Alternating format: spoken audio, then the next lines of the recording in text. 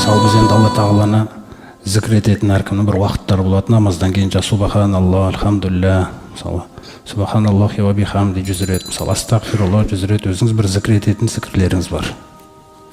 Сосын сіздің бір дұға жасайтын уақыттарыңыз бар дейік. Имам Тирмизи бір әдемі хадисін келтіреді, Хасан дәрежесімен өзінің жаңағы сунанында. Сонда пайғамбарымыз саллаллаху алейхи ва саллям мынандай бір хадис құдсиді келтірген екен. Яқулу Раббу азза ва джалла, өте үстем, өте дәрежелі ұлы Раббымыз айтады дейді. Мән шағалахул Құр'ану ан зикри ва мас'алати ағатойтуху афтала ма уғти әс-саилин. Кімде-кім мені еске алудың орнына дейді, яғни субханаллахи альхамдулилля деп айтулардың орнына, ва мас'алати, немесе менен сұраудың орнына дейді. Қараңыз, Құранмен шұғылданып кетсе дейді. Мысалы, сот вәл Құр'ани зикр балиллазина, Құран оқып отырсыз, 10 минут, 15 минут, жарты сағат па, 1 сағат па, зікірдің осында осын істесе дейді. Жаңағы таспихтардың орнына, не сұраудың орнына осын істесе дейді. Сұраушыларға беретінімнен де абзалды берем дейді, абзал нәрсені берем дейді бұған. Мен білем дейді бәрібір сенің не сұрайын деп жүргеніңді. Сенің аузыңа келмей тұрып білем дейді, мен сенің менен не сұрағалы жүргеніңді да. Сонда Құран, құрметті жамағат, бұл зікір. Құран деген абсолютті түрде ең абзал зікір болады. Алланы еске алудың ең биік жолы қайсы десеңіздер, ол Құранды оқу. Өйткені сіз зікір айтып атқан кезіңізде, тек жаңағы субханалла, альхамдулилля деп айтып атқан кезіңізде, сіз Алла тағаланың қалауымен сіздің жаңағы белгілі бір күнәлардан тазаруы уәде етілген хадистерде. Сіздің бір күнәларыңыз кешіріліп отыр. Ал Құран оқыған кезіңізде, оны түсініп оқып отырсаңыз, осы сүреде Құранды оқыған кезде түсініп оқыңдар деген аятта бар, оған да келеміз. Мына түсініп оқу, мағынасын түсініп отыруыңыз мына жерде. Соны осылай оқитын болсаңыз, бұл жерде тек қана күнәдан емес, сіздің жүрегіңіз тазара бастайды. Сіз жүрегіңізді тазартады ол. Осы іс жалғаса берген сайын, құрметті жамағат, неде істейтіндер біледі ғой, полировка деген нәрсені. Қаншалықты Құранды ойланып оқи бересіңіз, жүрегіңізді полировать ете береді. Түсіндіңіз бе?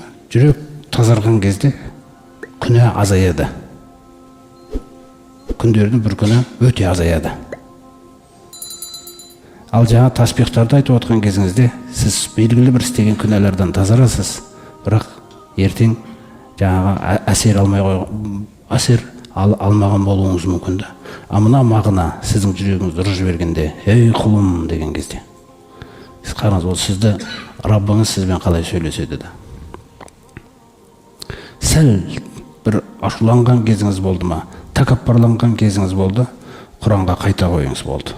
Мына жақта меккелік аяттарды ашып, қиямет туралы аяттарды оқи қойсаңыз, изас-самаун фатарат, аспан жарылған кезде, жұлдыздар шашылған кезде, мысалы, теңіздер өртенген кезде, мысалы, қабірлер қопарылған кезде, сол күні адам біледі, ілгері қарай, яғни ақыретіне не жібергенін, нені кешіктіріп алғанын дейді. Сондай бір аятты оқысаңыз, орныңызға солай түсіреді, солай сынады нәпсіңіз. Сондай мейірімділік келеді. Құран біледі сізді қалай тәрбиелеу керек екенін. Басқа адам үйтіп тәрбиелей алмауы да мүмкін сізді. Бірақ Құран біледі сізбен қалай сөйлесу керек екенін. Сондықтан Құранға қайта қойыңыз болды.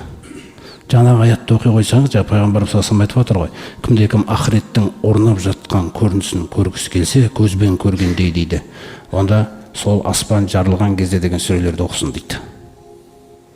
Орныңызға қайтарады. Ашуланбайтын кез жоқ, әлі толық тәрбиелене қойған жоқпыз. Жаңағындай бір қызбаланған кез жоқ. Әртүрлі сәттер болады өмірде. Бірақ басылу уәжіп. Басылуыңыз парыз. Әлемдердің Раббысының жерінде ұзаққа созуға болмайды мінез көрсетуді. Әлемдердің Раббысының жерінде бұл. Сондықтан дереу Құранына қайта қойсаңыз, Алла рахыммен сізді қоршай салады да. Міне осындай дәрежелі Құранды біз түсіріп қойдық дейді. Адамзаттың бақыты үшін, адамзаттың бақытынан басқа нәрсені сөйлемейді дейді бұл Құран. Ал енді кәпірлерге келсек дейді. Пайғамбар саллаллаху қарсыласып жатқан меккелік кәпірлерді айтады.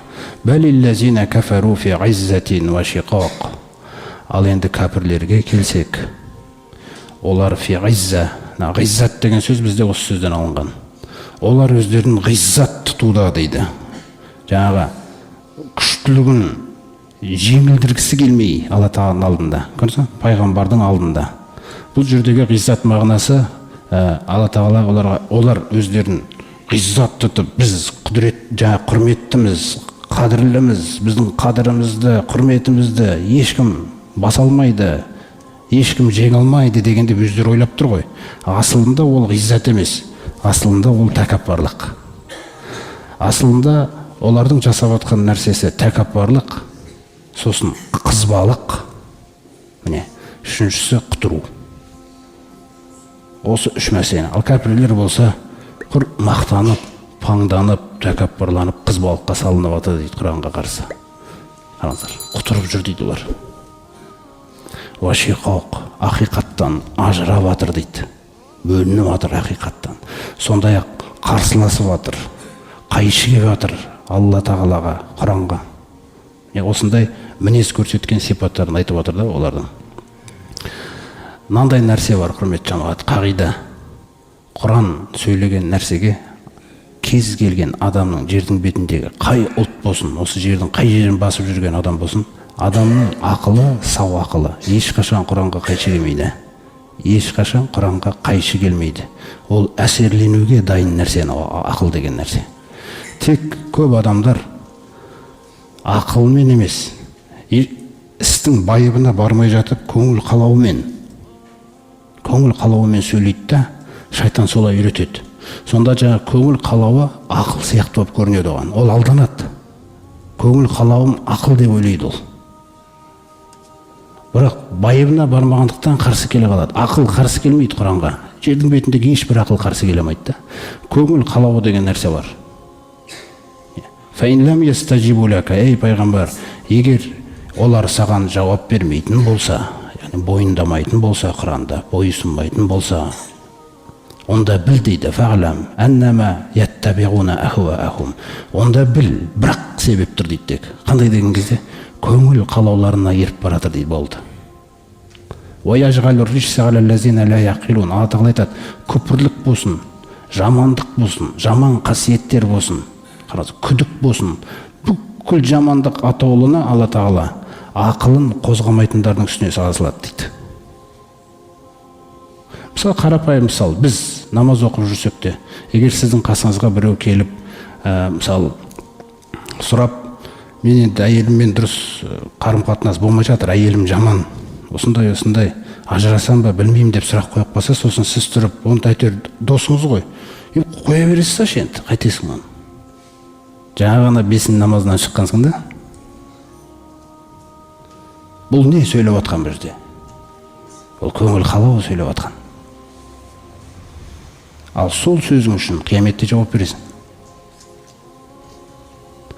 Ақыл емес ол, бірақ ақылмен сөйлеп атқан сияқты көрінесің. Өйткені мына жақтан шайтан Ибрахимнің кезіндегі баласына, жаңағы бірінші әйелінен Исмаилдың ажыратқаны туралы хабар бар.